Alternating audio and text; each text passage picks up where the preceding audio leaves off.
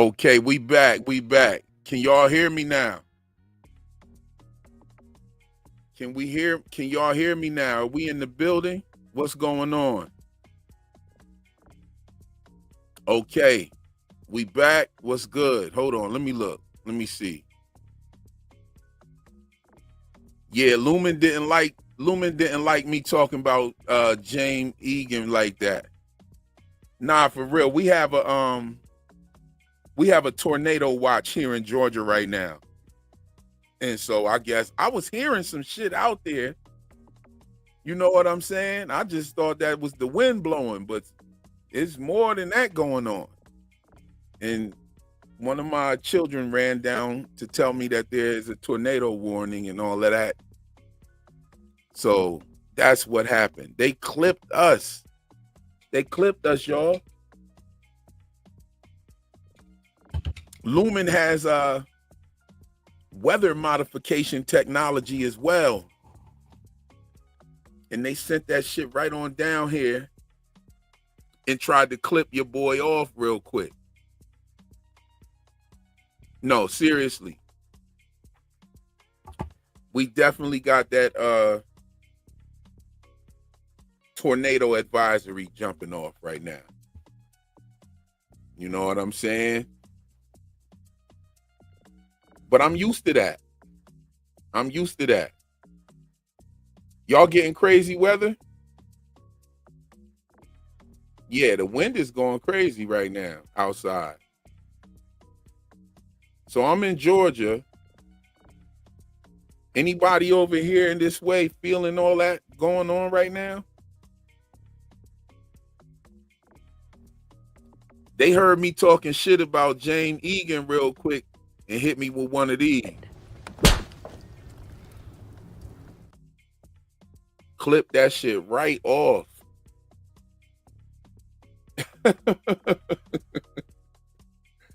I said, damn, what happened? The lights went off and everything though.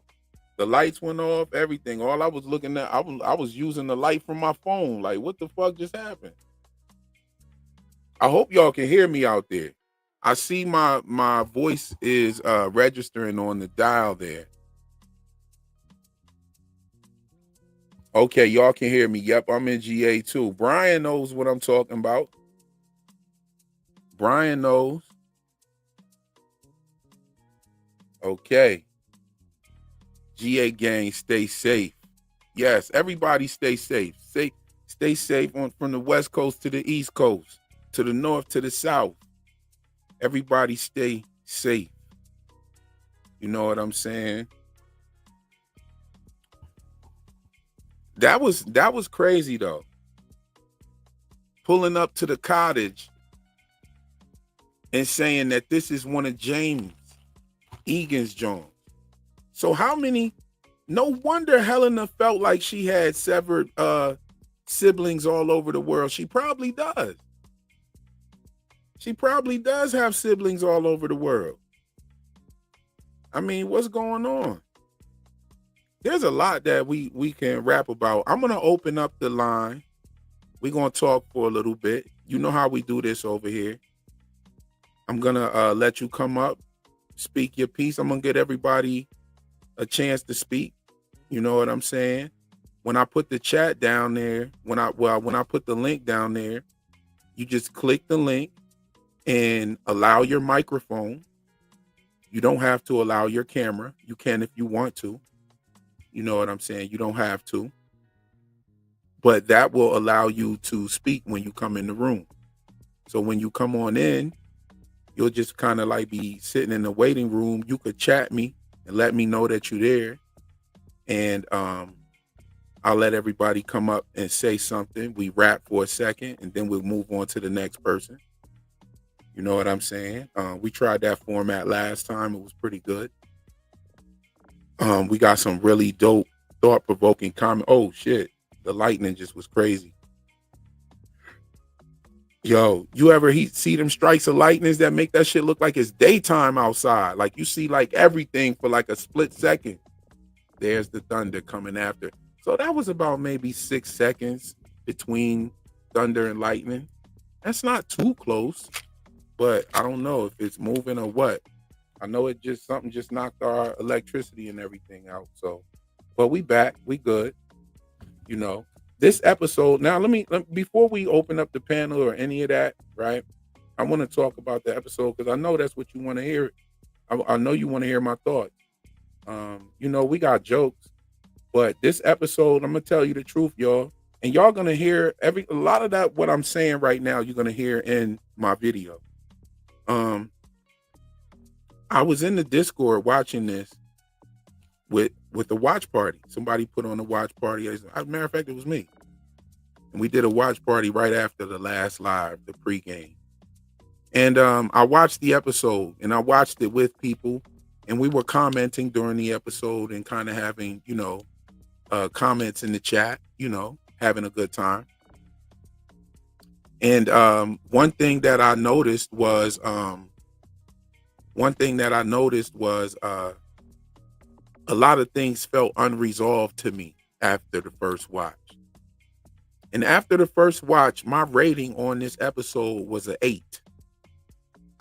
And then I thought about a lot of the unresolved stuff, and my rating went down to just below an average 7.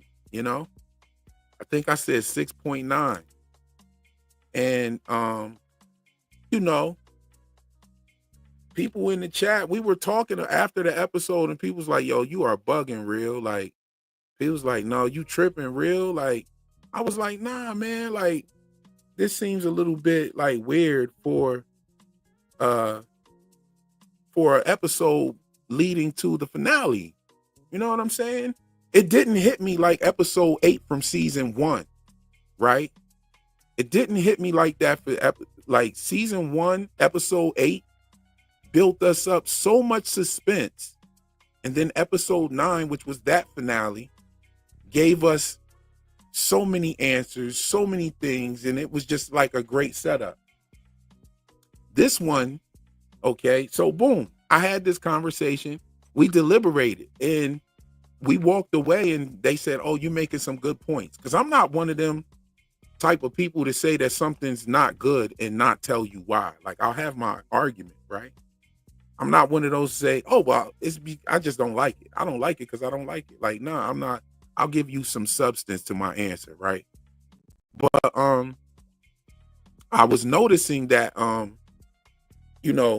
we walked away from this conversation kind of agreeing with each other's points.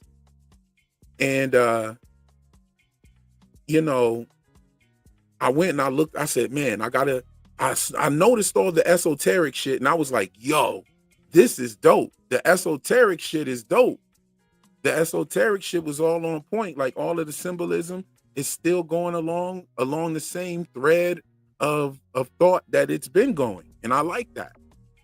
But I said, let me get this video ready. So I sat down and I had a second watch by myself. And by the time I got to the part where Helly was trying to find the directions in the break room, I had a total change of heart. I was, and in my video, I explained it like this. I felt like I was Vegeta watching Goku's power level rise up when he was fighting against Nappa. For all my Dragon Ball Z fans, you'll know what the fuck I'm talking about. Because, like, they looked at Goku first and they thought he was soft. They thought they was going to manhandle him. But then when he fought Nappa and he like raised his power level and went over like a 8,000, like, they thought the scanners was broke. And I was like, holy shit, this episode is a fucking 10. By the end, I seen the whole power level go up to a 10. And I was like, oh, okay. So the reason why I was missing those things was due to pretty much me watching it with somebody else. Like, I usually watch shit with my lady or just myself. You know what I'm saying? And I wasn't able to do all the stuff that I usually do. Like, I'll stop it, rewind it, listen to the way somebody said something or listen to the words. I might start off watching something and the captions are not on, and then I'll be like, oh shit, I need to turn the captions on so I can understand what they're saying. Like it was all kinds of shit that, made it variables for, me, my enjoyment. And I've said this before, like watching TV is probably not even fun with me. You know what I'm saying? Because I watch shit like that. Like I'll pause that shit and look at a scene. I'll look at the background. And and that's why I had that original or that initial grade of this episode.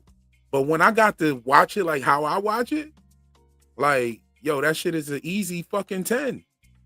And so what does that mean? What does that mean, y'all? That means that Severance right now, as of right now, is at a 90. It's a perfect 90 right now. It's got a 10 every single fucking episode.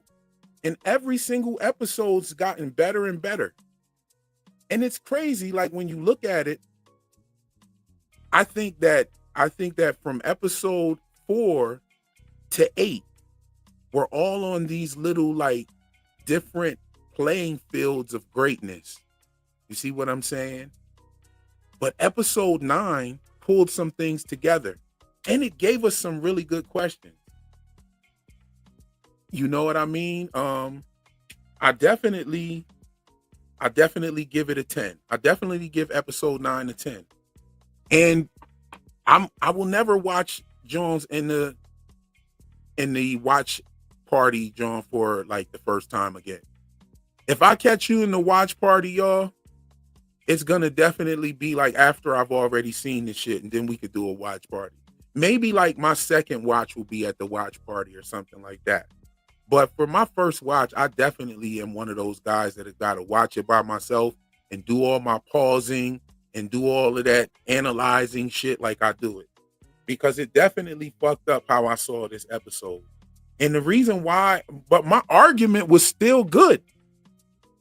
My argument was still good. Do you guys want to hear some of my argument? Let me know. I'm going to give you a couple seconds to let me know if you want to hear my argument for the 6.9 to 8 score level that I got. You know what I'm saying? Exactly, Big Heck. The watch parties are distracting because of the chat. They're only, okay, I'm going to let y'all hear it then. Boom. They're only really good when you watch it for the second time. And that's just for me. You know what I'm saying? For me personally, because I definitely enjoy the watch party because it also gives me a chance to be distracted by the chat. I love to be distracted by the chat. I love the conversation that we have while we're watching the shit. You know what I'm saying? Maybe I should have asked the chat if they didn't mind if I would pause it here and there. And we could have even talked about some of the things and then, probably they would have been a part of what I was going to say in the video. You see what I'm saying? But like, I really don't be watching them like that. And I've done it once before, I think once before with another episode. And I really didn't like doing it then. But now I know why. It's because of the ability to pause it. And, some people don't like that shit. Like my lady literally like will stuff the remote into the couch and shit. And I'm like, yo, where's the remote? And I'm like, haha, I can pull that shit up on my phone. I can use my phone as a remote. And so like, you know what I'm saying? So, okay. So here were my arguments. My arguments were like this. Everything felt so unresolved. Like, let's take Wong, for instance. It was built up.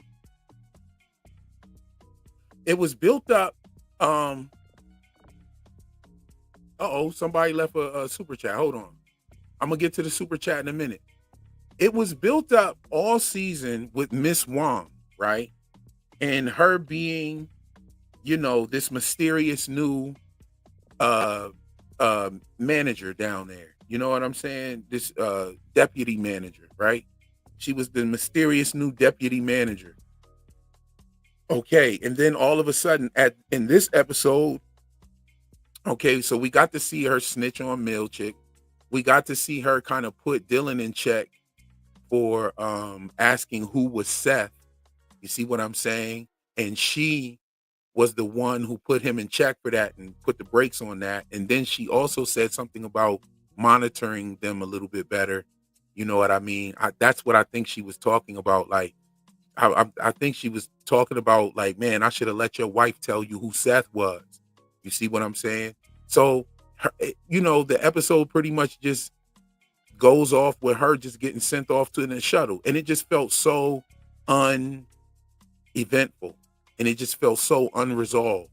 Like there was no big thing with her. You know what I'm saying? Milchick, in fact, just got her ass the fuck up out of here with that snitching bullshit. Like, yo, you gotta go. I'm gonna make sure you get sent somewhere else. Boom, boom, boom.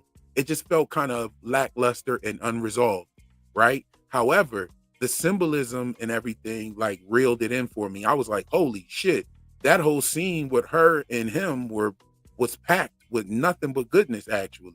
But then you had Dylan just, signing the paperwork and going up to the damn elevator, and we probably won't see him no more. That kind of felt unresolved as well, with the Audi saying, hey, I should quit and just end his life, and then him going to do it anyway, pretty much. And it just felt unresolved. But there's more there. There actually gives Dylan a reason to want to be reintegrated, like the Audi Dylan. You know what I'm saying? We really haven't even seen much of him. You know what I'm saying? But one thing that I liked about it was how she said that the any Dylan reminds her of him. And when he was in the kitchen talking to her about her cheating on him with the any, he reminded me of Dylan. He reminded me of his any so much. And so I could see what she was saying when she was talking about how the any reminded her of a younger version of himself, which I'm sure like we all kind of saw the same thing, like in Mark, when we saw Mark in episode 7, and he kind of reminds you of the any version of Mark because he's like more youthful, and he just, I don't know, he just had more to say in a careful way. He was very careful, The other thing was Irv. Here was another one of my points. Irv situation felt totally unresolved. Are you going to tell me that Irv just got on a train with his dog and dips out and that's it? And that's the end of that story? And so, but then when I realized on my second watch that these motherfuckers was totally lying to each other the whole time, both of them, not just Irv, but Bert, both of them was standing there lying to each other the entire time. I mean, I don't know if y'all caught that or picked up on that, but them boys was both lying to each other. Okay. First of all, Irv was lying to Bert. Hold on. Here it is right here. Irv is lying to Bert. Irv is lying to Bert right here. Irv told him, he was like, yeah, So he reads his notes about how dude might be a part of some disappearances and all types of shit. And then Irv is like, yeah, but I don't believe that anymore because, you're not with Lumen and I don't believe you're with them. And then he pretty much confirms that he's with them. He's like, no, you're going to take a ride with me. Take a ride with me. Then he confirmed it. And obviously, yeah, Man in Black, obviously he was trying not to get killed. Like, no doubt he was trying not to get killed. This is not a part of the argument. My part of the argument was it feeling unresolved with him just getting on a fucking train and riding out into the sunset. But as I clear all of this up in the video. So I'm glad I'm kind of like setting this up so you can hear where I'm coming from, right? But okay, so what was I saying? Oh yeah. So he was obviously lying to Bert because Bert then confirms it for him, like, yeah, I do work for Lumen and you're finna take a ride with me. Let's go. Then he tells him, he was like, yo, I never harmed anybody. I just drove him to this place. And like, I really don't believe that. I think they're both playing each other, right? And I think Bert's end game. So why would Irv try to act like he wants a relationship with a dude that works for Lumen, that just popped up in your crib and hypnotized your dog? You know what I'm saying? One thing I realized is that I told you guys that Gemma was lying to Mark about those cards, because those cards, she said that the card was the death of ego or some shit like that. Like the card is the same guy on the card. No, I believe that those cards are like different combat techniques and different type of technique exercises. You know what I'm saying? I think that those are different types of technique exercises that are being enacted. And I believe that the card with the dog and the man is a technique that you can, there's a certain thing called canine hypnosis, right? And I believe that's what Bert did to Irv's dog. He put him under canine hypnosis. Let's not forget that Bert is who made those cards pretty much. You know what I'm saying? He you know, he did him like that. Okay, so, and some people think that Irv has tricked Bert into having some sort of feelings for him. I don't believe that at all. You know what I'm saying? I believe that the reason why Bert is letting Irv go is so that he can lead them back to the people who he's working with. We obviously know that Irv is working with somebody. There's no doubt about it. He's calling somebody on the phone. And we know that Lumen knows that because Bert was spying on him at the payphone. He was there twice.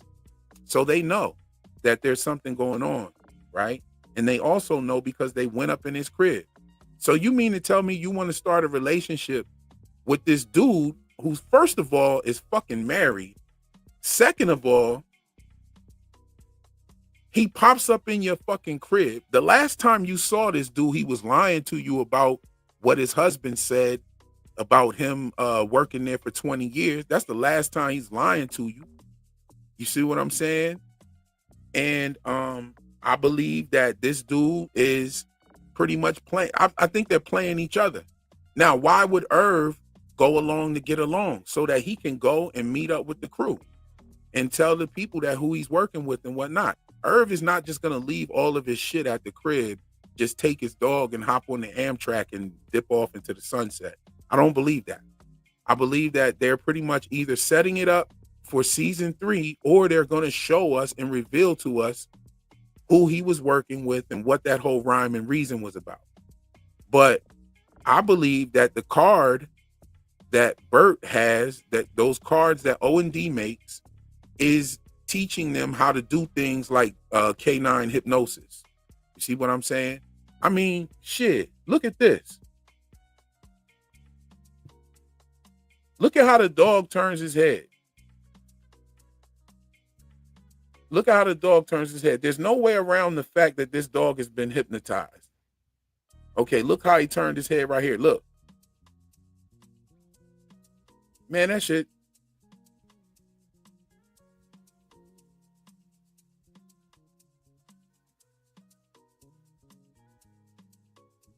Yo, he damn near turned his head like a human. This motherfucker turned his head like a human. I know some of y'all grandparents done had dogs and cats and shit that act like humans and shit.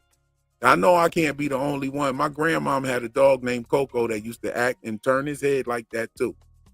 And I think my grandmom had him hypnotized. I don't know, but that's besides the point. Radar has been hypnotized by Bert. You know what I'm saying? Let me get to some of these super chats real quick. We got Carnivore today. Real. If I can nab an extra VIP ticket to the Pele Fest in LA, you can have it if you think you could use it. Yo, I got a ticket, but I definitely don't have no VIP access. So, yo, yeah, that would be fire. I definitely got to connect with you, Carnivore, today.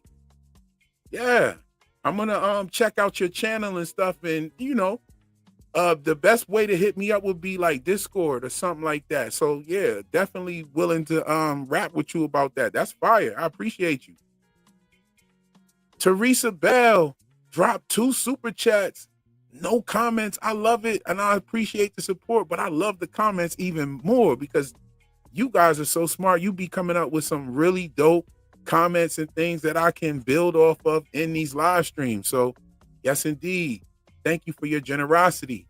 We have y'all Harriet. How you doing? Thank you for your generosity as well. To me, the dialogue was lacking. Irv versus Burt, Mark versus Cobell. Too much unsaid. And what was said was unrealistic regarding the plot and characters. Yeah, I felt like that at first. That's exactly how I felt. But see, as I was explaining, those little small bites of dialogue, and I know exactly what you're talking about. I know exactly what you're talking about, but there was a lot of unsaid things that were said as well. And I think that it added to how they delivered this episode. I thought it was so dope how it started off with Helly's morning routine.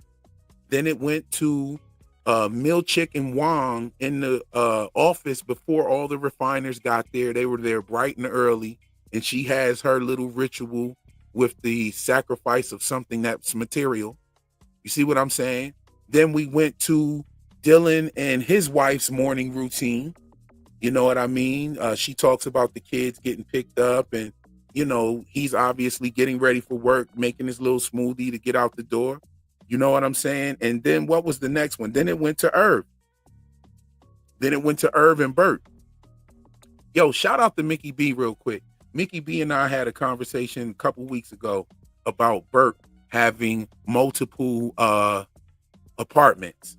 And it made me say automatically, where the fuck was Irv coming from this morning when he walks up on Burt up in the crib? You see what I'm saying? So where was he coming from? Was he probably coming from his other house or something like that? That was very thought-provoking as well.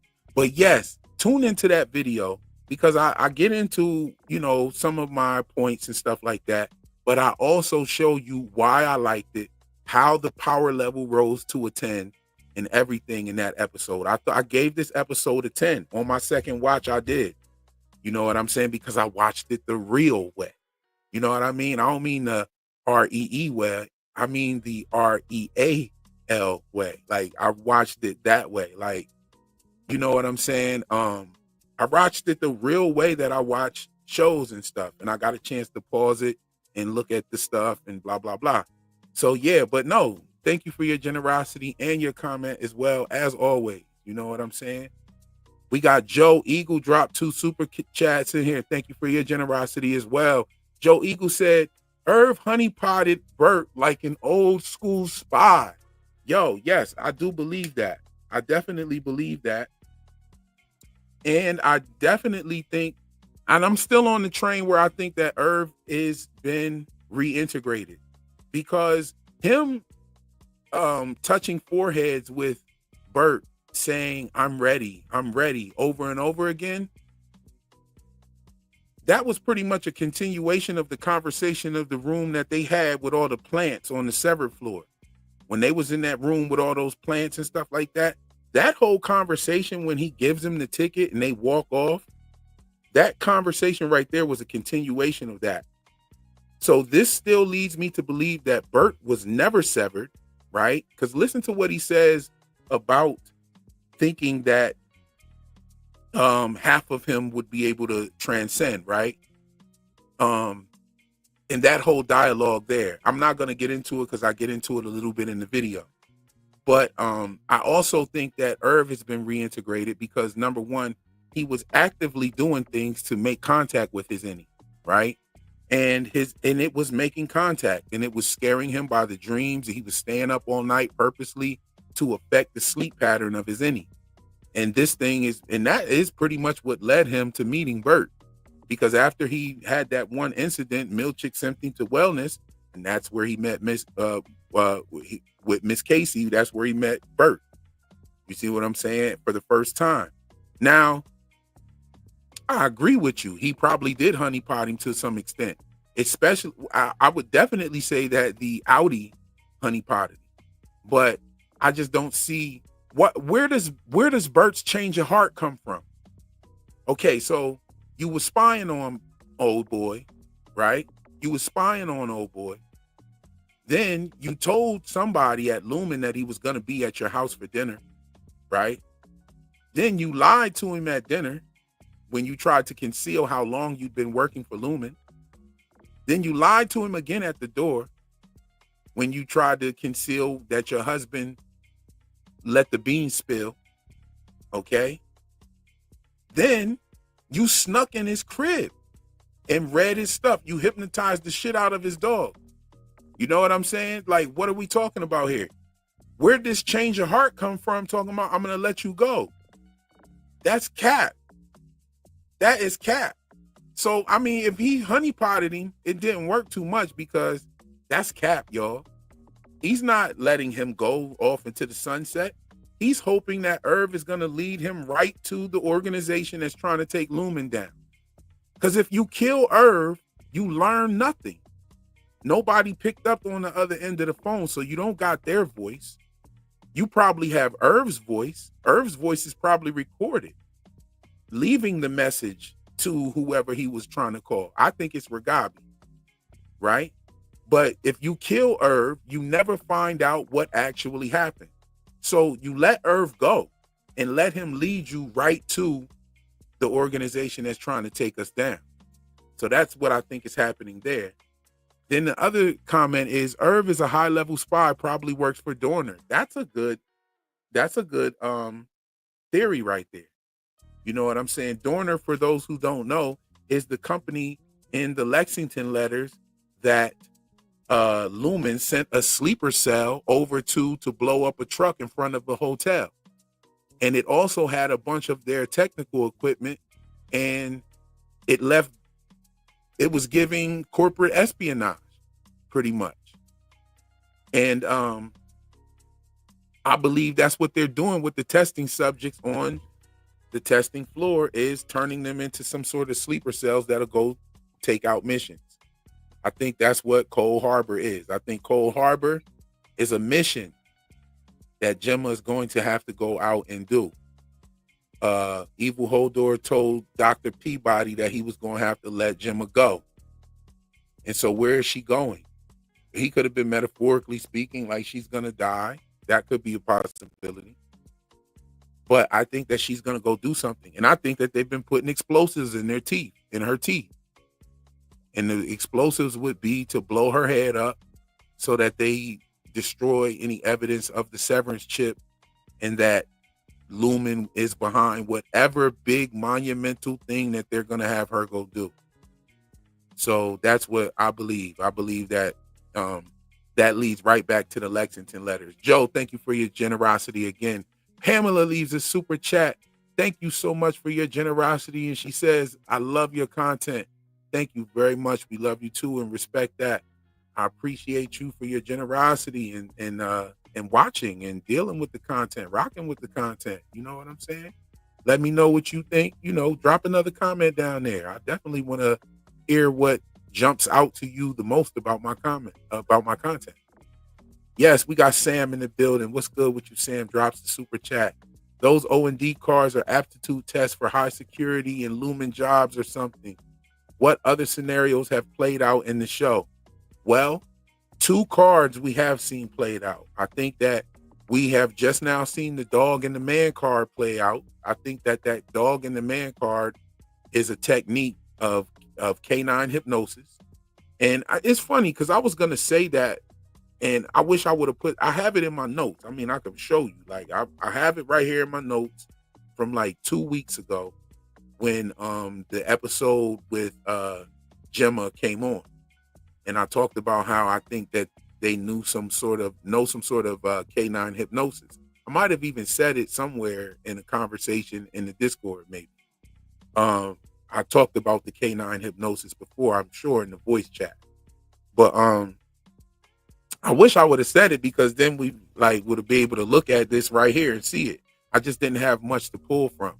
But, you know, I believe that that's what those cards are for. Those cards are for to teach them certain techniques.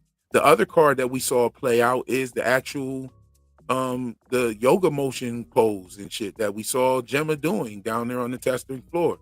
So yeah, I think those are techniques. I don't think that's her fighting her inner self down there. I think those are techniques, and she learns those techniques, and she reads certain literature. They have her doing her reading. I'm pretty sure she exercises every day. They have her on a balanced diet of these little weird packets. You know what I'm saying? And as I said before, I don't know if anybody was ever talking about this. I think Gemma was down there willingly at first, and now she's tired of it and she wants to go. You know what I'm saying? As she should be, as they should let her go. But I think she's in too deep now. You know what I'm saying? Slick Vic drops the super chat. Thank you for your generosity. And he says, I'm still confused about balloons. Any answers, ideas? Slick. Yeah, Slick. I think that the balloons are representing a baby boy. And I said that in like my episode 1 or episode 2 breakdown. Like I've been talking about Helena wanting to get pregnant since before the Ort Bowl and all of that.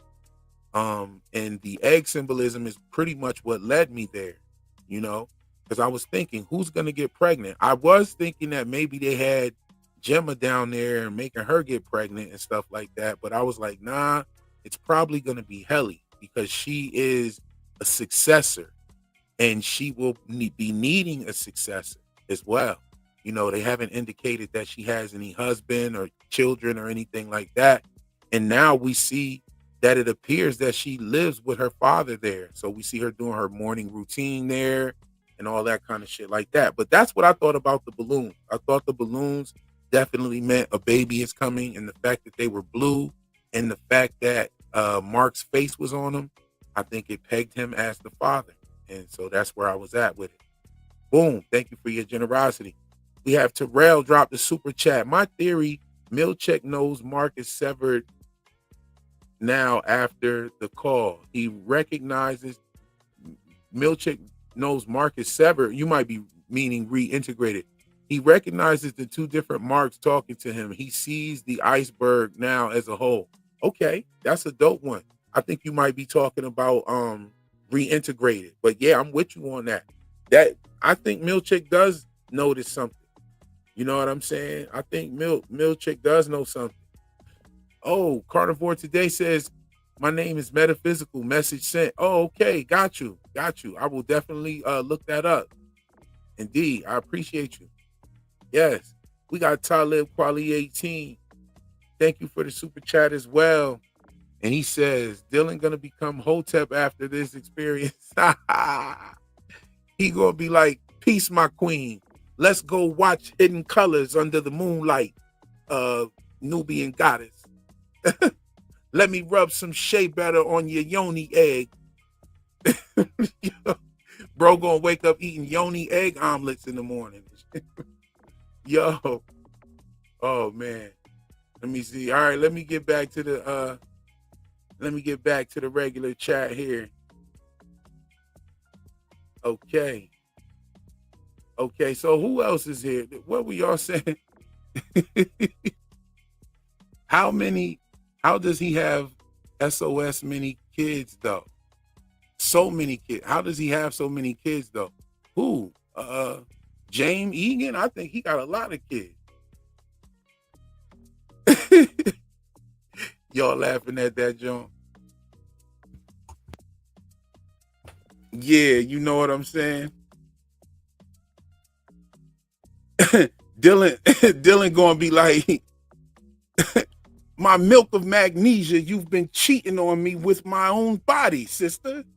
The devil broke the mold when he made you.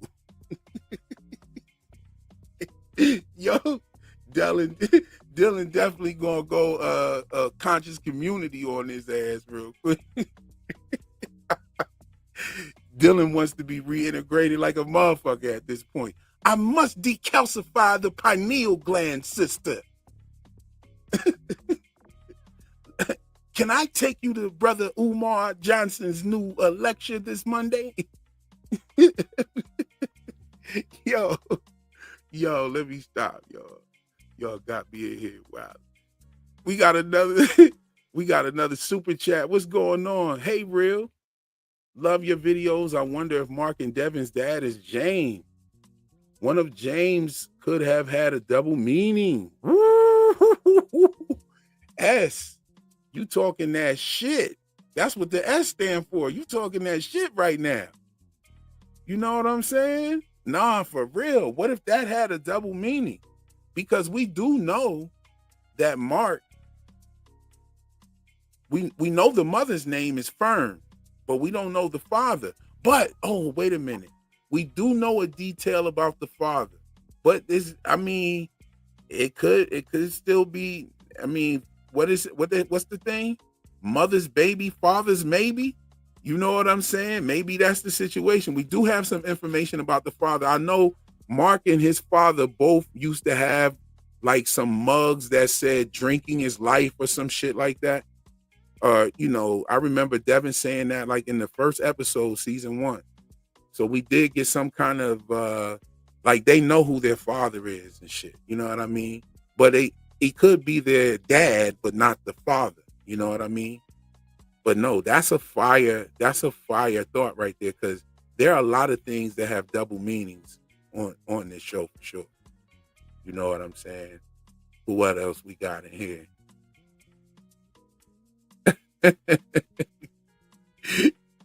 Y'all tripping down here in the chat.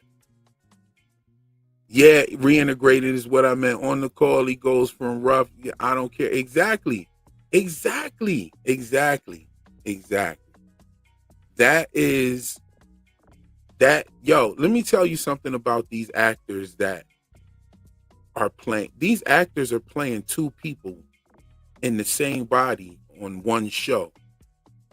And then even Britt Lauer takes it up a notch further by playing two people in one body and one acting like she's the other one. That was phenomenal. So, nah, for real, like they are really playing the shit out of these parts here, especially when you look at how we got a different Mark. You know what I'm saying? Now he's kind of like the Mark that we first met at the no dinner party where the no food dinner party or what they had. He's kind of like that Mark, but he's more talkative and he'll talk that shit a little bit more, and he's kind of fed up, and he's kind of acting like the Mark that we saw that walked up to Milchick and said, "I told you I want my friends back. If you don't get that shit," like, you know what I'm saying? He sounds like that Mark. You know what I mean? So I definitely catch what you pick up what you're putting down right there. Okay, oh man, we got Just Jeff in the building. What's good with you, fam? Thank you for the super chat. He says, I need Urban to bring out his Ragabi bat and reveal that he's 10 steps ahead all season. Yo, that's what I've been feeling like. Cause I was like, why would he just go to Bull's crib like that for dinner? Like, why would he do that? You know what I'm saying? And just leave. Why would he leave his shit out there like that so Evil Hodor could find it? You know what I'm saying? One thing is we saw him get rid of the paintings. So it kind of made me feel like he just didn't want them to know how much he knew. But he left the painting. I mean, he left the stuff in the documents and his notes and stuff out there so that they could find them. You know what I'm saying? But he probably didn't want them to know that he was actually had knowledge about the testing floor and all kind of shit. So he got rid of those paintings. You know what I mean? So yeah, I'm with you on that. I needed that. That right there, Just Jeff, is one of the arguments that I really couldn't shake, even after I gave this episode a 10. I was like, man, they could have gave us a little inkling that Irv is still like in control of this whole narrative, or that he's been 10 steps ahead all this season, or that he's got some kind of backup, with the other people that he's working with. It would have been fire too if he is actually talking to Ragabi for them to reveal that. That would have been really dope. You know what I'm saying? But I definitely feel like Irv has been 10 steps ahead of them all season. And that's what I was expecting to see. But we didn't see that. You know what I mean? Let's see here. Oh, we got another super chat. 2 more super chats. One from Dawn. And she says, thanks for doing this tonight, Reels and Mods. Storm and all. Can we talk about what Cobell says? She's one of James. Also, James quoted, "Mix the blood of my family with the blood of my industry." Ooh, yes. And you know what, Dawn? I'm gonna say this. I think that there's some sort of prophecy. I think that there's some sort of like Egan prophecy of a baby being born or something of that nature. And I think that it's been indoctrinated into Helly. Helly is like a caged bird, I think. I think Helly is like a caged bird, and she likes the fact that she has the power that she has, but she doesn't like the fact of the channel that it comes from, it being her family and the way that it is. You know what I mean? And Harmony spoke on this when she said about not being born into it. Like nothing Helly is doing and everything is because she worked for anything. Like, or because she was so smart. It's simply because she's an Egan. You know what I mean? Even her going to get the severance procedure, it's not a big deal because she's a smart person that chose to go get it. The big deal comes in her being an Egan. And it's because she's an Egan that this even means anything. In fact, her going into get the severance procedure done and end up on the severed floor is what turned this whole world upside down. Like everything was fine. I think they would have probably found another refiner if they wouldn't have got her after Petey left. And they would have kept doing it. The Cold Harbor file would have been finished and boom, bam, bada. We got it. We met our deadline or whatever. But the fact that they brought Helly in and somebody definitely tampered with her intake paperwork because they scratched out the a few words in the script for Mark. I talked about that like in my very first Severance video, I believe. And so I think somebody tampered with her intake. But yes, Dawn, thank you for that thought-provoking comment and your super chat and generosity. Appreciate it much. Talib Kwali 18 again with the super chat. Bet Hotep Dylan get that floor factory job. Get that door factory job. Not the doorman. Not the door. He ain't gonna get that job. Cause the dude, the boss at the job made sure that he knew that we don't fuck with people that got chips in their head. You know what I'm saying? Little does he know, his door company and everything is probably owned by Lumen if it's up in that town. He probably don't even know. You know what I'm saying? But they, I love the fact that they pointed that out with him because it's kind of showing you that there is some sort of resistance against Kier and Lumen and all of those ideas and shit, right? There are people out there that hate Lumen. I mean, and it's not just in the town of Kier. I mean, you got the whole town of Salt's Neck not fucking with this place. You know what I'm saying? I talked about some things about Salt's Neck in this video as well. Just some very short, minor things, but they're kind of explosive in the grand scheme of things when you're looking at episode 9. So yeah, be on the lookout for this video. We're gonna hop off here soon so that I can actually get that video edited. I do have the voiceover, it's done. I gotta edit the voiceover and then chop up a video. You know what I'm saying? I know my first stream attempt was clipped short. You know what I'm saying? But like I said, I'm still gonna open up the panel. I want to hear some thoughts and what some people want to talk about and what they want to say. Joe came with another super chat. Good look, fam. We appreciate your generosity for sure. I want to shout out the Discord. Great community here. This show is fun as hell. Also, Geek Academy shouted out reels today. Yo, shout out to Geek Academy. We did a dope live a couple of days ago last week, and we had a good live. Great conversation, a great build. Like that live was definitely fire. I wanted to set one up with Helly Refined as well. We also have that time zone thing going on, so it's kind of hard working with people from across the pond on these things, but I will try to remain open so that we can make these things happen. You know what I'm saying? because I know y'all like to see those live stream mashups with the creators. If any other creators are out there that want to rock with Real Enigmas on the live stream or something, definitely hit me up. Also, if you want to be a part of the members only live streams, go ahead and buy a membership so you can also partake in those dope emojis we got. We got a couple more. YouTube won't let me put too many more up, but we did get like 2 or 3 more in there. We definitely got Evil Hodor up there. You know what I'm saying? You check it out. You know what I'm saying? Let me know how you feel. You like it. If you have any suggestions, let me know that as well. You know what I'm saying? Let me see here. What else we got? Let me go ahead and drop that link. I'm going to drop that link so we can get the questions going. You know what I'm saying? Hold on. Let's see.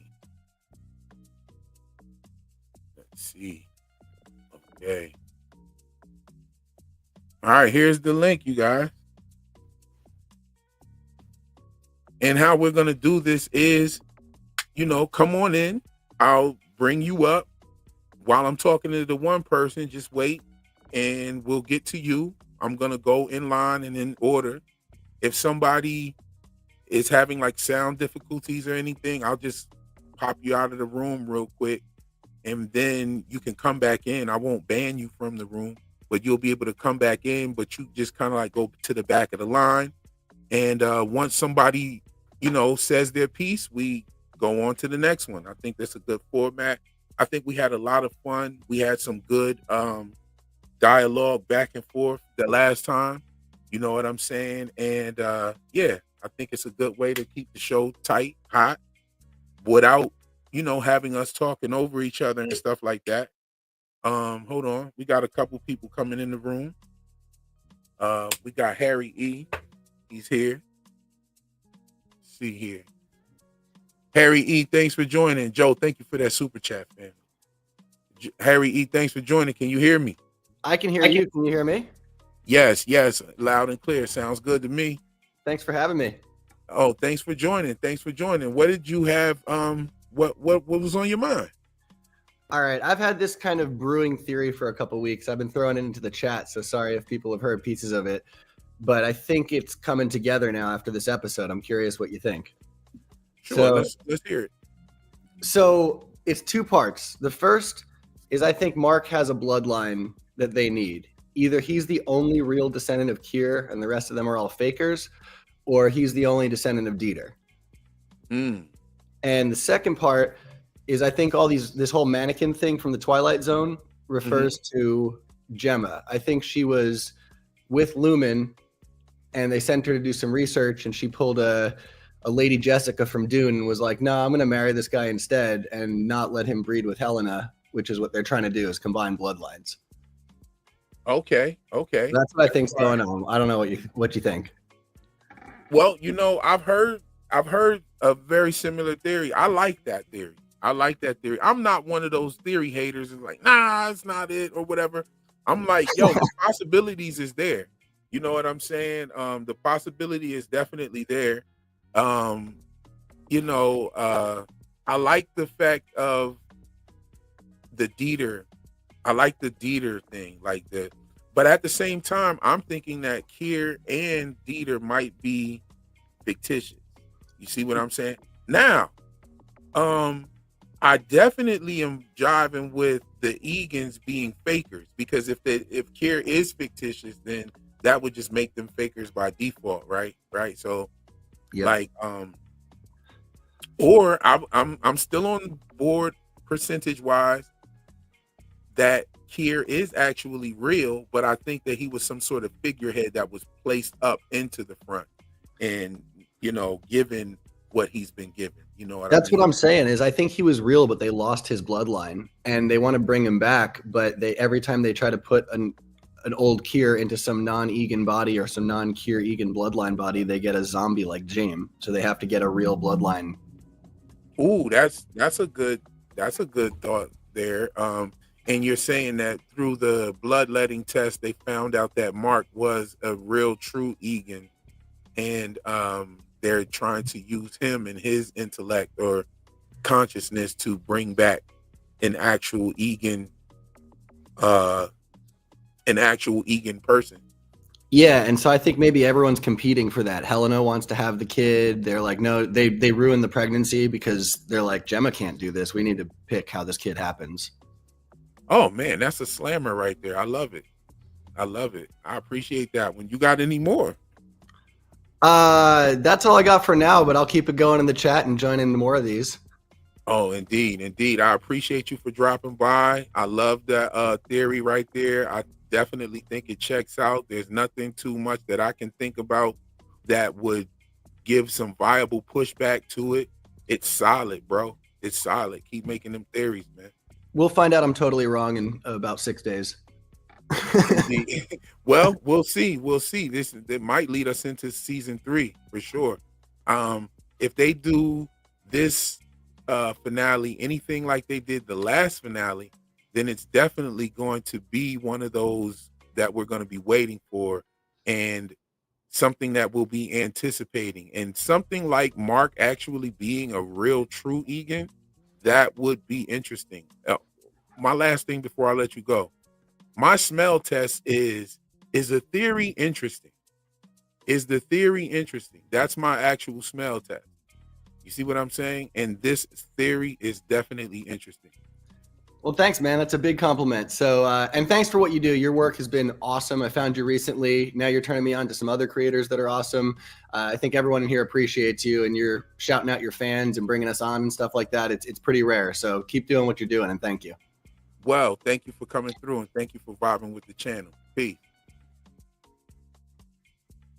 Okay, we got Holly next. Holly, how you doing? Thank you for joining. Thanks, Reels. How you doing? All is well. All is well. And yourself? Right on. Okay, so a lot of people kind of miss this with the whole Drummond milkshake conversation. Pardon me. There was this kind of hint that it wasn't Miss Wong who snitched, that it was Drummond who had these issues with Milchick. There's probably like some racial undertones there that I don't necessarily have the experience to speak on, but it was Miss Wong's face when she was leaving the compound that kind of sold me. She was alone, vulnerable, scared. She kind of looked traumatized too. Like, if you recontextualize the relationship between Milchick and Miss Wong with, let's say she didn't snitch, then Milchick unfortunately just kind of continued the cycle of abuse that Lumen did to him. Oh, absolutely. Absolutely. Yeah. I could totally see it. Even, and I wouldn't even say just Lumen, but I would even say Cobell. Absolutely. You know what I'm saying? And I seen in the scene with Drummond and Milchick, he was channeling Cobell. Mm-hmm. You know, Cobell is the type to tell you, like, back the fuck up. You talking to a manager of the severed floor right now. Yeah, it was really cool to see Milchick just stand up to that and speak his mind and be true to himself in that moment. Like, I was yelling and clapping at the TV. It was amazing. Oh, most definitely. Most definitely. You know, I love the way that he channeled Cobell, but I also seen him channeling Cobell when it came to his callousness with Miss Wong. You know what I mean? Definitely. I do think she snitched on him. I do think she snitched on him, some of the stuff. The reason why I think so is because she was the one to remind him that his evaluation was that day. Yeah, absolutely. And I don't hold it, you know, I don't hold that theory special. It's kind of an either or way for me, but part of me thinks that might have been a misdirect, but no, it could be read completely straight. I mean, asking him, can she ask a question, and then giving a statement, him saying that it's not a question, and then her actual question being, how about isn't your evaluation today? And then telling him, yeah, that's a question. Yeah. So absolutely. Yeah, she probably, I think she snitched on some of the stuff, you know what I'm saying? Mm-hmm. But nonetheless, I think it was Milchick who pushed the button to get her sent to some obscure place in the middle of the fucking world somewhere. I think that was, you know what I'm saying? Anything else before I let you go, sis? Yeah, real quick. I put a comment on one of the other streams, but just to let you know, the finale comes out March 21st, which is the spring equinox, which has to do with Ostara and eggs and all that esoteric stuff you love. And Yes. it's the day Persephone comes out from the underworld. Mark called Devon Persephone in the last season, and here she is bringing Mark out of the shadows of the underworld. Yes, and I already have a nice little piece written for my Well, yeah, can't wait finale. to hear. Yeah, I already have something all about that and everything already written and ready to go. I love the way you're vibing. I love that whole rundown right there. Even with the Ishtar reference, you know what I'm saying? Absolutely, yes. Okay, so now we're cooking. We're talking about the Ishtar reference. Did you notice that what's her face? Gretchen says Asher picked up the kids this morning. Oh shoot. Okay, I can't recall it specifically, but I know Asher is a esoteric reference. Absolutely. Yes. Absolutely. Asher is a derivative of Ishtar. You see what I'm Nice. saying? Asher is, and in Hebrew, Ashtar was the same goddess, but with a progenerative tone. You see what I'm saying? Now, Yeah, Asher they're all was like the derivatives goddess of each other. of war, fertility, and sexuality. You see what I'm saying? And Ishtar in Mesopotamia with the Babylonians and the Sumerians, she was also the goddess of love, war, sexuality, power, and rebirth. So, man, I might have to put that in my video, y'all, because I didn't even think about it. Love it, man. When you said that, it automatically made me think of how Gretchen brings up Asher. She says that Asher picks up the kids. Oh man. See, and this is like I told you, I say this, and I'm not saying this is no like fluffy cap shit. Like you guys really help me make my content better.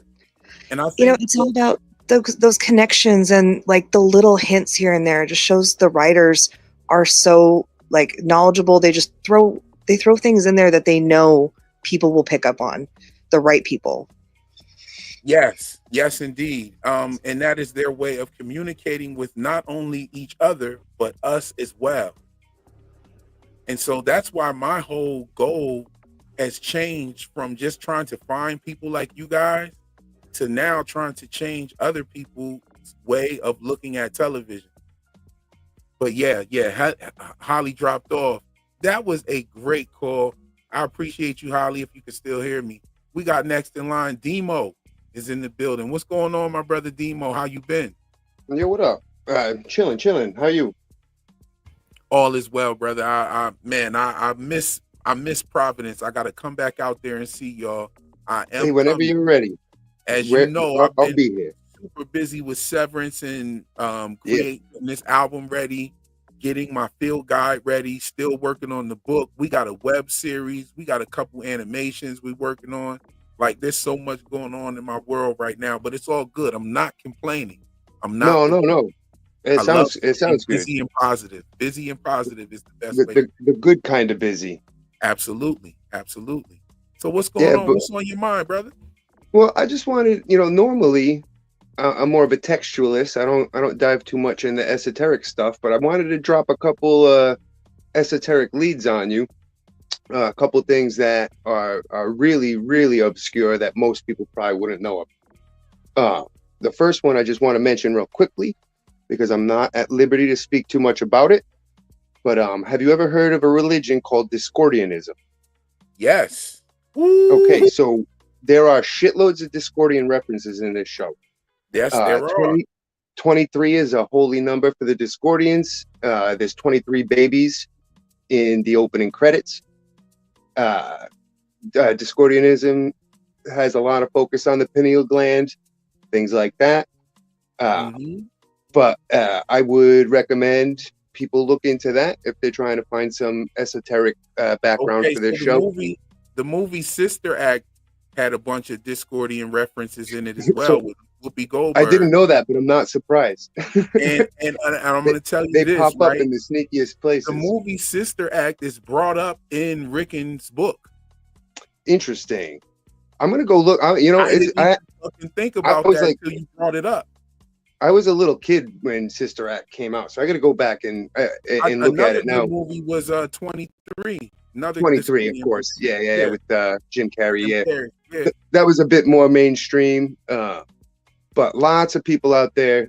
I don't want to. Again, I don't want to talk about this one too much because Cabin in the Woods is another one. yeah, because this is something that keep it secret, keep it safe kind of deal for me. Mhm. But the other thing I wanted to mention is there is a play by a Czech author named Karel Kopek called RUR. And I listened, you can listen to the whole play in about an hour and a half, hour 45 minutes. And the lead character of this play is a woman named Helena, and it's about this company. So this play is, so the word robot, the first time it was ever used anywhere on the globe was in this play. And it did not refer to like a mechanical thing. It referred to artificial humans that were made in a factory. Like it was all organic materials that they just assembled. So it wasn't like robots like we understand it now. But if you go back and if you listen to that play, there's also pineapple references in there. And I think RUR, the play, was a big inspiration for the creators of this show. Even to the point where Ricken's book is called The UUR. Yeah. Right. And I Yeah. just told you that Ricken references Sister Act. Mm-hmm. What was her name? Sister Mary Clarence. Right. Yeah, and even RUR, it's Rossum's Universal Robots. The symbol of the company is almost the exact same as the Lumen symbol, like that outline of the globe with the company name in it. Mhm. So I just wanted to drop those two things off and give you some leads if you were curious and looking deeper down. But definitely check out RUR. Like I said, it takes an hour and a half to listen to it. You can listen to it while you're like cooking dinner or eating dinner or whatever. Okay. And then definitely take a peek into Discordianism. There's some good texts out there. There's some old ones from like the late 60s, early 70s, but also some new stuff that came out like 2013. But yeah, if people are curious, I think those are some paths that they can go down and find some cool information. Yo, so for those of you who don't know, my man Demo, I actually met up with Demo in his city of Providence, Rhode Island. Taryn Matheru and I, another friend of mine, both met up there, and then we linked up with Demo, and Demo showed us around Providence. We had a great time. It's such a great such a treat to have you back on the channel and dropping some really dope jewels. If you guys are trying to fall down a rabbit hole, I've noticed a couple of these references as well, but it's like, okay, I noticed the references and I'll put them in my notes, but the reason why I won't drop them in a video is because of like the lack of connection and where they're going with it.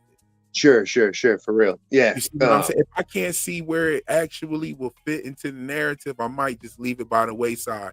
Like, and it might not even be really narrative. It might be more the Twilight Zone. It might be more thematic. The Twilight Zone references were like blatant and obvious, and they've continued to show up. Like multiple episodes of the Twilight Zone has been referenced by the show, and they've talked about how I believe somebody pointed out that Ben Stiller said that the Twilight Zone was a big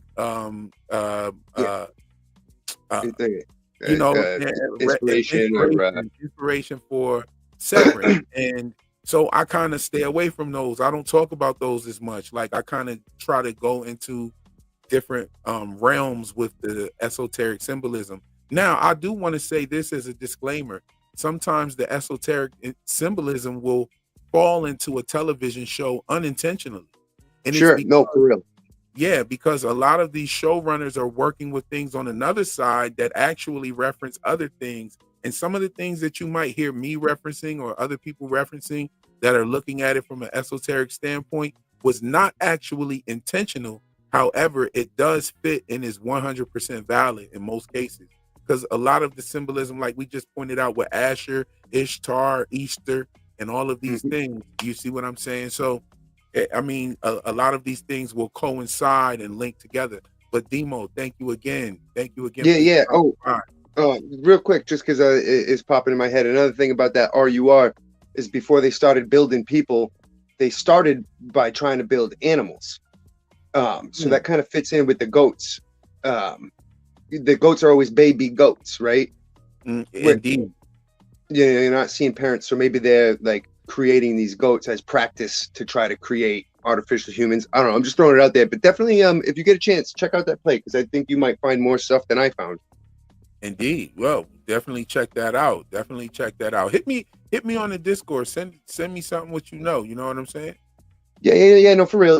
It's on YouTube. It's around. I'll go post it up. I appreciate you. And All right, before I move forward, I definitely want to hit these super chats real quick. Just Jeff dropped the super chat, says eggs are everywhere. The symbolism of Ishtar, much appreciated comment, fam, and appreciated super chat there for your generosity. Yes, indeed, you're right about that, 100%. Mia Moore drops one as well. She says Mark has been his outie since season 2. Ooh. Yeah, that's fire. Thank you, Mia Moore, for that comment and your generosity. And we have another one down here. Let's get to that one. Yo, we are like cooking tonight with the call-ins, yo. I'm really feeling it. We got a couple more before we wrap it up. Mia Moore drops another super chat, says Mark and Helena really had sex at the Orc Bowl. They were unknowingly both their outies. Oh, wow. Okay. Mind blown. Okay. Yes, indeed. Who else we got here in the lineup? Okay, we have Elizabeth. Elizabeth, how you doing? Thank you for joining. Hi, thanks for having me. I really, really need to get into the milkshake of it all. Okay. I really want to hear some of your sort of responses and reactions to that monumental scene, especially given, like, I dropped in the Discord that Ben and Adam in their podcast described this episode as being like an unshackling for Milchick. And Tremel Tillman in a little after show blurb said that this was like a beginning of an awakening for him.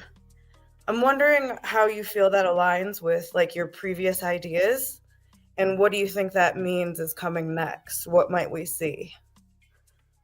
Okay, so I do get into this more in my video, and I don't mind sharing these things in my video or on the live stream before the video drops. That's cool. I'm perfectly all right with that.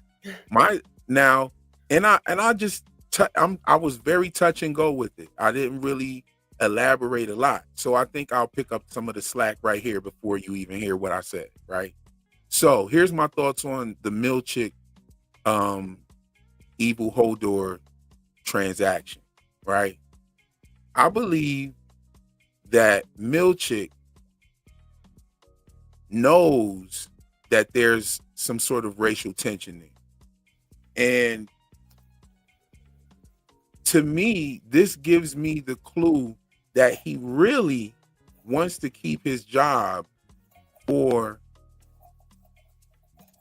another type of motivation. Okay. I believe that Milchick might actually be an inside man.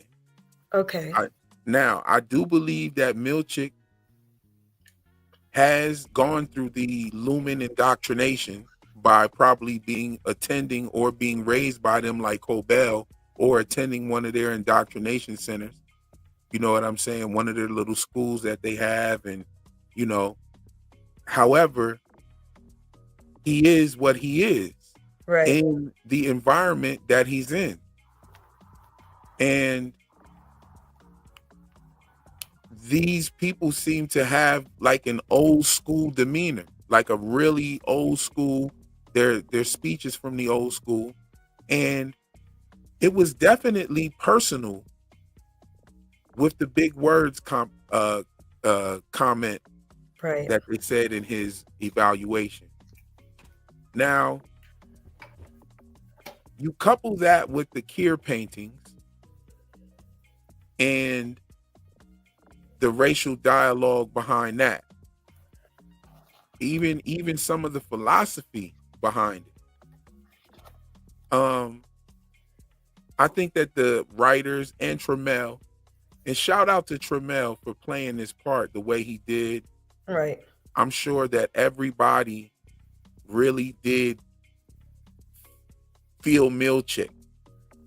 Because yeah. let's not forget, everyone was pissed off at first. We were looking at him as a crusader when the Keir paintings came out, and then he had the evaluation and was called out for paper clips and big words. Right.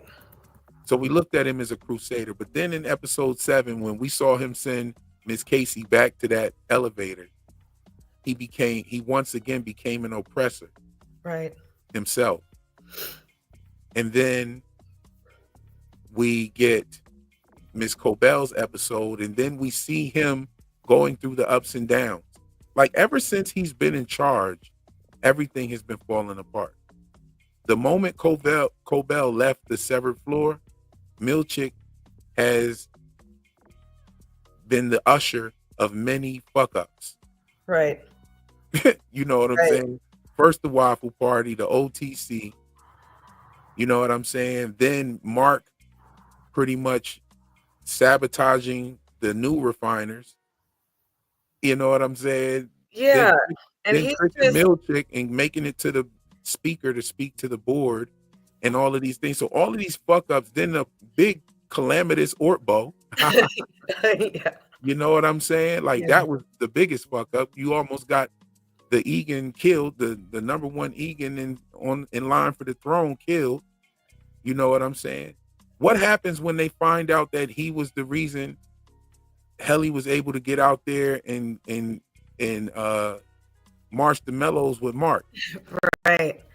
And so, like, when I'm doing my rewatches, I'm really looking at his face now, like, which of these fuck ups are calculated and which ones are really things that were actually out of his control. Because I'm with you. I think he's got a bigger game he's playing. Yeah, I think that some of it was leeway. You know what I'm saying? But you got anything else before I get to the last caller? Oh, no. Let's give somebody else the mic. Thanks, Real. Oh, I appreciate you, Elizabeth, always for coming through.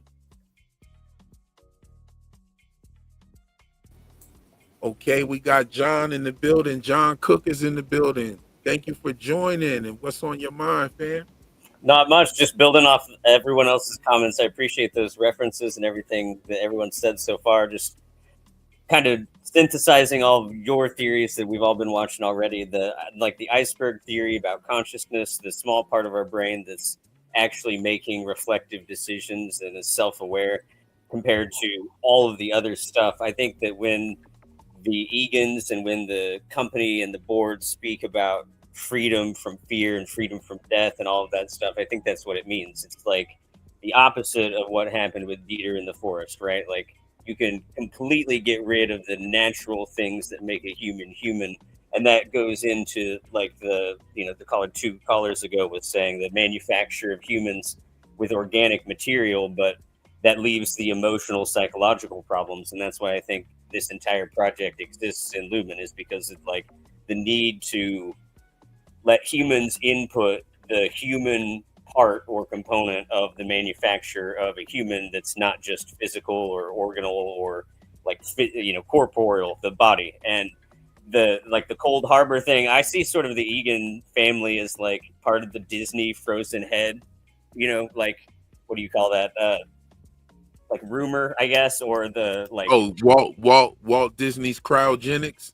Yeah, exactly. And I think that probably is reflected or at least referenced when they talk about the Hall of Egans and how some of them are animatronic. And then they showed those like cartoonish sort of, like the stick figure brooms and all of that. I think it's at least a reference to, and Cold Harbor as well, a reference to the sort of like freezing of the physical organs. And that leaves the emotional, psychological problems. And in addition to what was being said before, I think there's a Hitchcock quote, something where he's like, in the future, directors will be able to just press a machine and the audience will experience an emotion or will be manipulated in a specific way, like directly to their brain.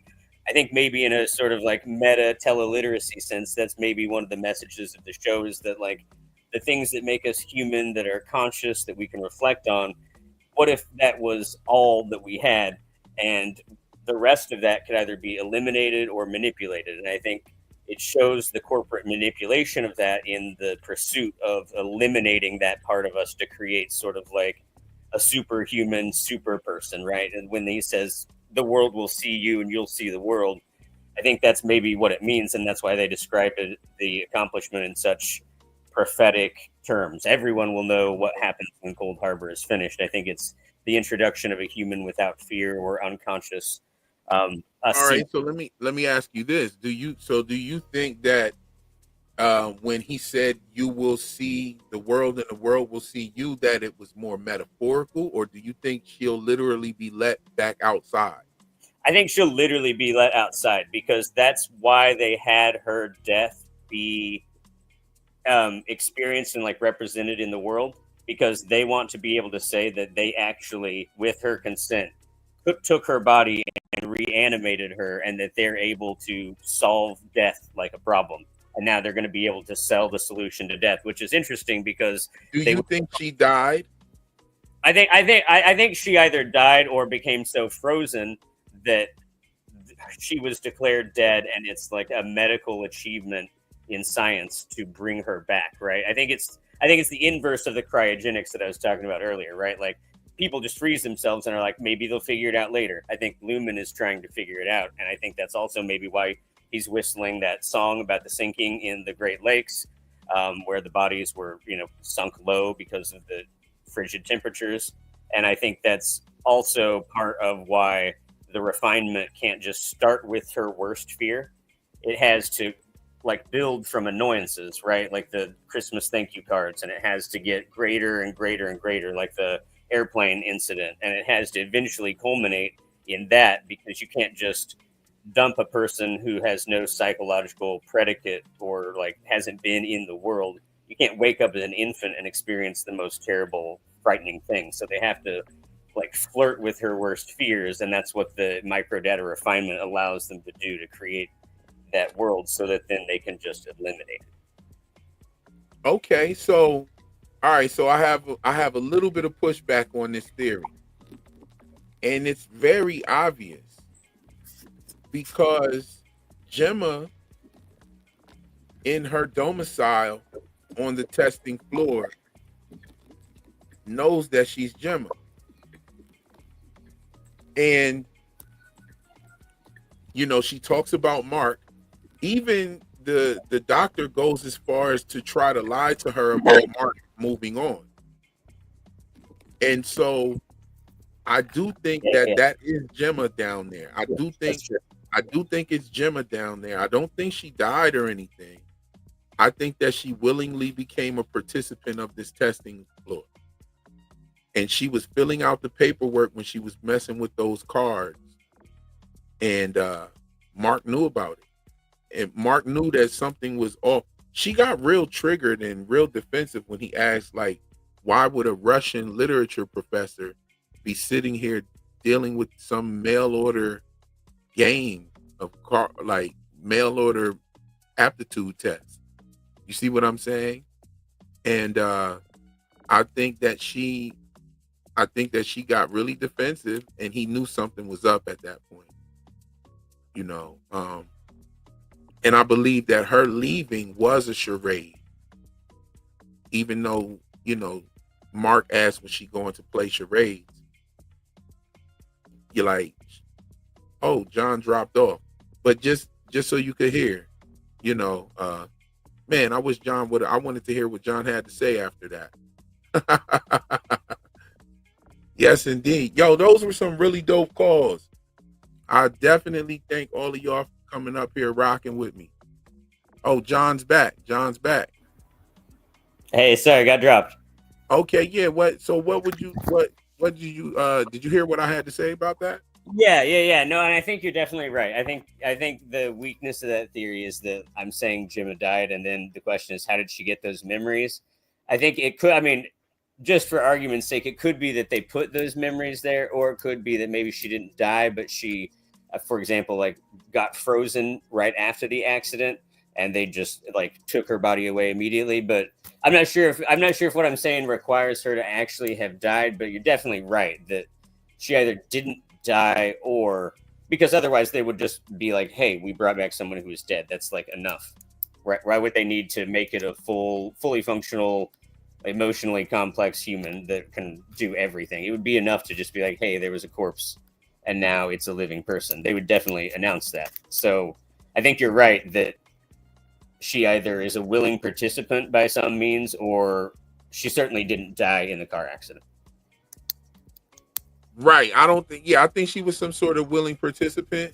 And I think that her necklace is proof of something. Like, her necklace is definitely suspicious. I think there's a reason why they showed us that necklace before they showed it on her at the when she was wearing it. It was at the fertility clinic, and when we first saw that, Ragabi was picking it up and taking notes after she looked at it and saw what that was. Mm-hmm. I think Ragabi may be the person who also put Gemma's severance chip in before, Mark even knew about it. Definitely. And I think one thing I was curious about was the obviously the eggs and the fertility symbolism is pretty clear. I was wondering about the role of this like textual or like conversational discussion in the dialogue about the meaning of that card. Do you think that was Gemma either creating a pretext or explanation by like misinterpreting or not disclosing to Mark the whole thing? Or do you think that was I guess given what you were saying, you would think it was that, versus saying that it was a misinterpretation of the card, or that, for example, she was being like duped by Lumen to be a participant. You think that she was like in on it and doing it without telling Mark, sort of almost like against him? Not necessarily against him. I think that Mark was targeted. I think that Mark had been targeted. You know what I'm saying? It doesn't seem like the whole blood drive thing was his first time doing it, but it does seem like it would. You know what I'm saying? It seems like it was something that he would usually do. Come bring his little book and read his students' notes and stuff, and they probably knew what his bloodline was then. You know what I'm saying, by seeing that there. And I think that Gemma was sent, like, who sits next to somebody at a blood drive? You know what I'm saying? Yep. Obviously sat next to him, because when we see them, we see the nurse still hooking her up. So he was probably sitting there before she was. And so I think that was I think that Mark is the important one here. You know what I'm saying? I definitely agree. And that explains her reference to the death of Ivan Illich too, is sort of like she's almost laying down an ironic joke for not him, everyone else, I guess, the audience, of like, the joke is, I'm about to get you involved in Severance, which is sort of, raises the question of the like life-work balance as well. So I think given that that's her answer to what she's grading, I do think it makes sense that she's sort of a Lumen plant or a willing participant. And it jives also with the way that Bert and Irv, remember, they didn't just like walk up to them and be like, hey, you want to be severed? They did it through indirect means. They put it on the disc, or they put it in the sermon. Same thing with the radio, allegedly they did with Jim. It was like they put on an ad, and in the I forget the name of the article, the paper, but in the papers, remember, it was right after a bus. Yeah, in those, it indicated the bus driver heard an ad on the bus after there was like an incident when she was driving a school bus. Oh, you're talking about the Lexington letters. Yes, the Lexington letters. Exactly. Yeah, they did indicate that she heard the bus. And that has also made me theorize about why Mark actually chose Severance as well. Maybe he heard some sort of a television ad, or, he's closely knit to Lumen, being that he was working at that school. They're doing blood drives there, yada, yada, yada. There's something that got to him that made him consider that. as being a way to escape what happened to his wife. You know what I'm And saying? that might have been a double function of her dying in this way, is to both sort of emotionally traumatize him, to make him a good candidate for severance and for wanting to do it. I mean, I think the point is that they're doing 3D chess manipulation, and they're not going to walk right up to someone and be like, "Hey, you're the bloodline of our or whatever their motivation is." They're not going to directly communicate it the same way that the stop motion animation is meant to subtly influence them, right? They're not going to just walk right up with the newspaper and, you know, show them a doctored photo, which is sort of like what Milchek does, which is why we see him as sort of failing to implement this kind of manipulation, because it's about indirect psychological suggestion, right? That's why everyone who gets involved in this and is successful in bringing change about is someone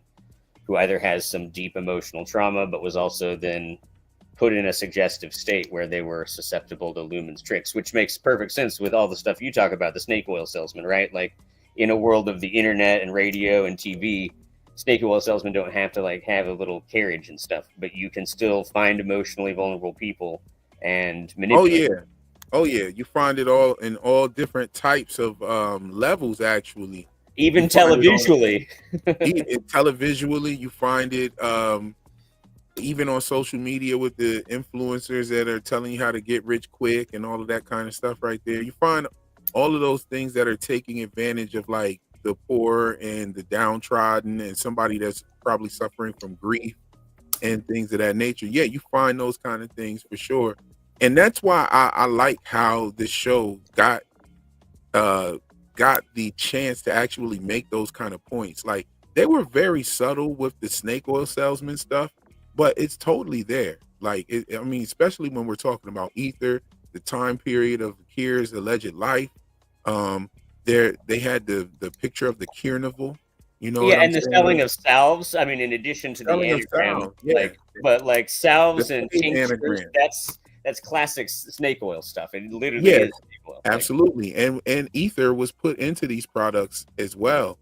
and I think that dovetails with the salt slick, with the ether in that place, the bad soap. We don't know what they put in that, but it's something. And then in Grand Rapids, where the other mark came from, I think maybe. And remember how Evil Hodor reacts when Milchek tells him which building those two employees or the replacements came from? They're like, "Oh shit, that one," which means probably which was the one that never finished any orders.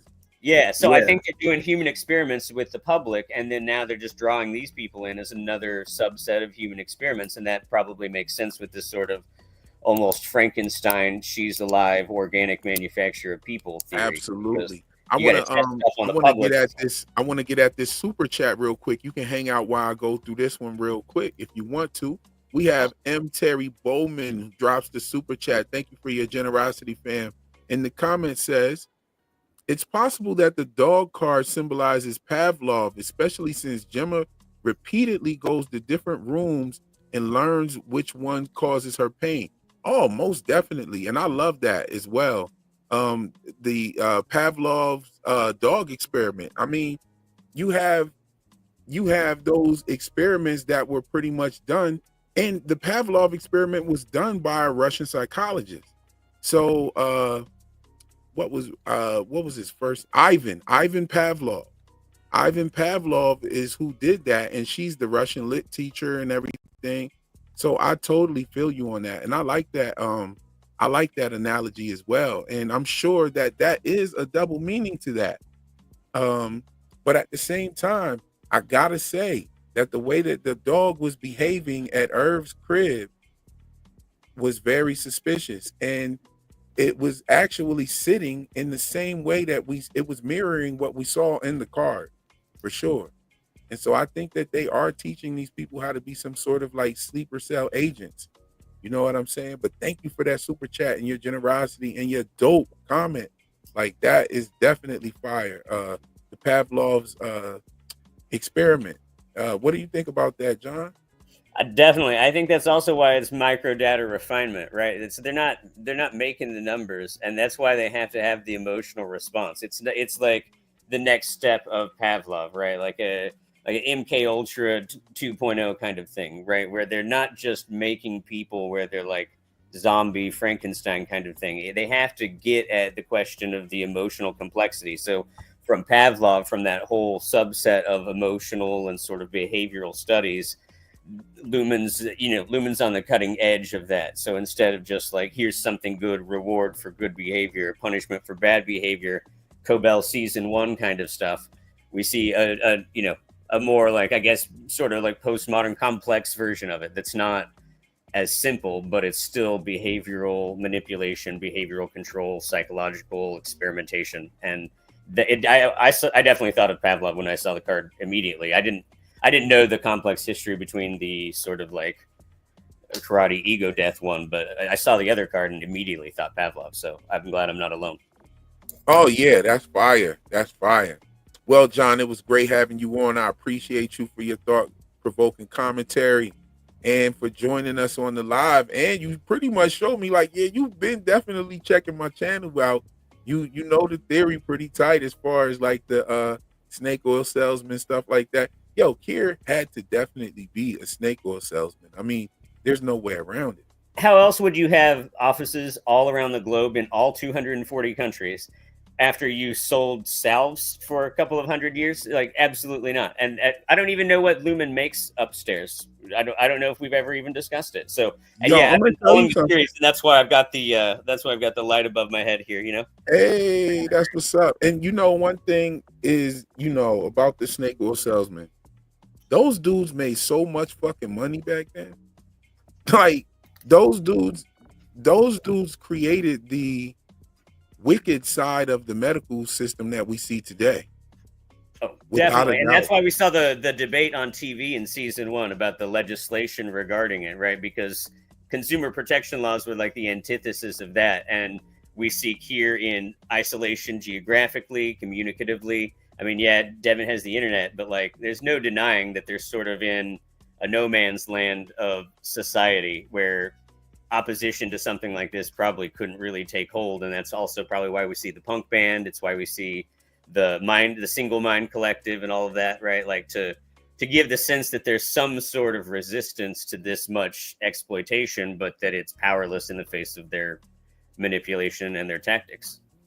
Absolutely. And it's obvious that there are people out there that know the Lumen and Kier history lore. I mean, you got people out there like what I call him Young Ether Hampton.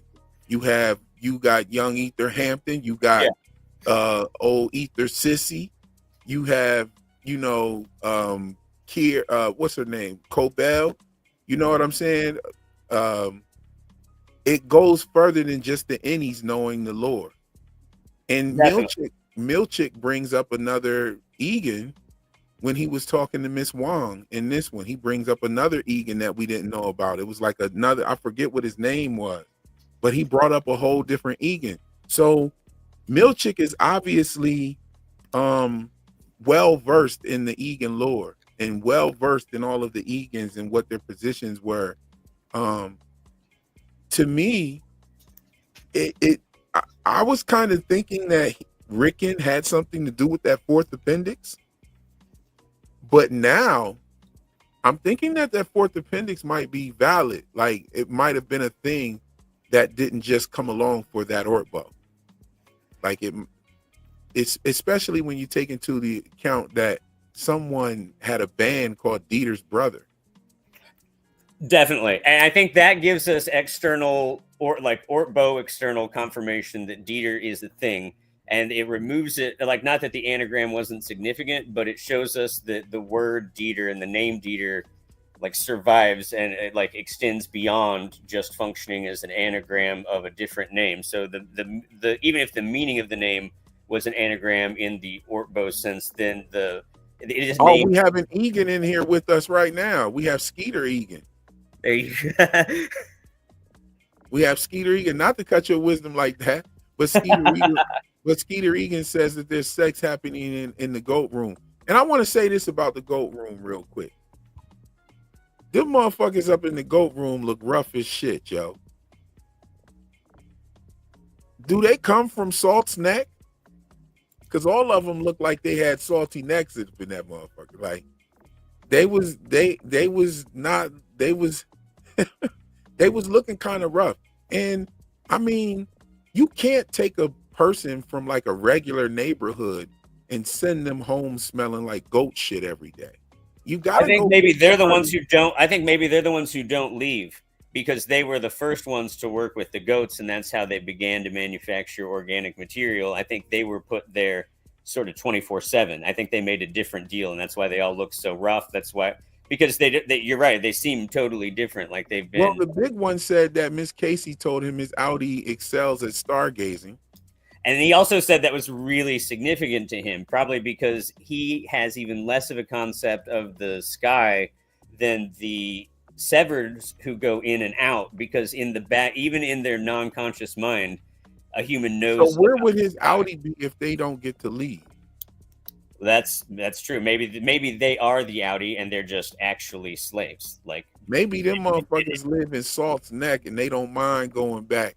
Like, or a place like Salt's Neck, or a downtrodden town that Lumen has also taken advantage of, or maybe the slum areas of the town of Kier. that could totally be, or another town where they experimented with another substance in the water and it made them that way. Because I know I'm not letting you send me home smelling like goat shit every day.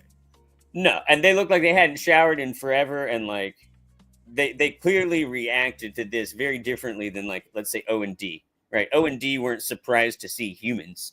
They were just like, you're not supposed to be here. It wasn't the fact of the way they looked, and the fact that they were dressed differently, speak differently, engaged in the costumes and the iconography that they did. I think it speaks to something about that being at the core, but something that's been moved past, which I think it might also dovetail with this sort of, originating in the Pavlovian basic behavioral sciences, evolving to the complex cultural social exploitation that's going on, of like, they're just getting sharper and sharper scalpels, but they're still stabbing you. Yes, indeed. Yes, indeed. Well, John, thank you for joining, man. I'm going to go ahead and let you go here. Get to a couple more of these super chats and comments, and we'll rock out for a little bit more before we get off of here. I'll see you later. Appreciate you coming through, John. That was another dope call. We had all dope calls. 10 for 10. Yes, indeed. Mia Moore drops the super chat. Thank you very much for your generosity. And this comment right here. And she says, Gemma is special. When they return the missing card and Bert said Oswald will be delighted, then in the flashback, Gemma says one man is fighting himself. They have the same hair. Well, I do believe that Gemma is special. It's obviously something about her that they made her go and get at Mark real quick. I think they knew that he would fall in love with her. I think they knew a lot about Mark. Now, let me rock this out real quick. This is something that I neglected to put in my video, but I'm going to drop it here real quick. I believe that the board is some sort of AI. And not only is it an AI, but everything that we have seen happen was by design by this AI. Like they did like some sort of like predictive response manipulation with them that was dictated by some algorithm. You see what I'm saying? YouTube does this. All social medias do this for people, okay? And like, for instance, you and another person could be in the same room on your phone looking at a controversial YouTube video. And while you're looking at the video and this other person is looking at the video, the comment section that you get will be filtered with comments that you would most likely agree with. And so it will put you in like this echo chamber. And this other person could be looking at the same video, same comment section, and YouTube is making sure that they see a different set of comments that might agree with their form of opinion. and putting them in their own echo chamber as well. Not only that, YouTube will also send you videos that will reinforce whatever thought process you're thinking with. Now, I don't think that the reasoning for this is totally nefarious. I think that they do that because it's simple. You're more likely to engage with that content because you've shown interest in it in some way or another, right? And so that's what I think YouTube is doing that for. Now, when we look at how social media works, Instagram works the same way. Like especially if you have a woman and a man, and you do this test with a woman and a man, like you'll see that the comments are filtered to put this person in an echo chamber of comments that they would most likely engage with. And I believe in that, and that's a form of manipulation. I think it's the actual name for it. Like, you know, I think it's called algorithmic filtering, right? As a matter of fact, the comment section part is called algorithmic comment curation. Okay. And it will put people in what is known, it's a phenomenon. You could look all of this shit up that I'm saying, all of these terms I'm using, algorithmic filtering, algorithmic comment curation, and also look up filter bubble or personalization bubble. You look up these terms, and this is what social media is doing, and it's all generated by an AI. Okay. Now, let's look at Severance. We have this mysterious board, who, by the way, we have not heard from for the entire season 2, and I think that we're going to hear from them in the finale for sure. And I think they might even reveal what the board is or who the board is. One thing that I noticed is that Cobell states, or no, Cobell pulls up on Helly at Lumen, and Helly's like, oh, let's go have Natalie set up a meeting with the board. But one thing that we noticed is that Mark didn't have to set up a meeting with the board, and they heard him. All he did was go plug the speaker up and start talking. It's as if the board is not really like a group of people that need to be assembled. It's like it was almost already there. You know what I'm saying? So that's my thoughts on that. But yeah, back to what you were saying about the cards and Oswald. I think that Oswald is Dr. Peabody down there on the testing floor. I said that in a couple videos ago. But yes, Mia Moore, thank you for your generosity and your super chat and your thought-provoking comment. Yes, indeed. So we're going to get up out of here. But before we do that, I will go ahead and play the record again for us. So we'll put it on the front end and the back end. You see what I'm saying? We'll play it one more time. And I want to say just a little something to think about while we wait on the next episode. That's all for the live stream this evening. I'll catch you in the next one. Peace.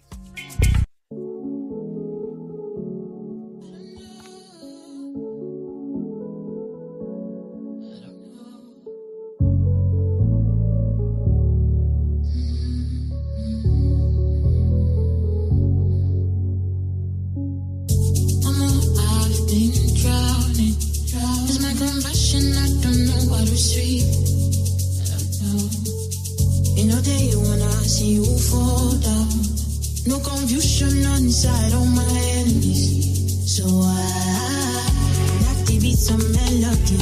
Any king know remedy. Speak my rhyme so heavily. If only he paid my dues. Mommy said I'm heaven sent. If only that keep me safe from myself. Who them be, where them be, make them go. Make them come, maybe we see who go for. Who them be, what them be, make them come. Make them come, maybe we see who go for. I don't know what I mean, I don't know. I dey fight, always in the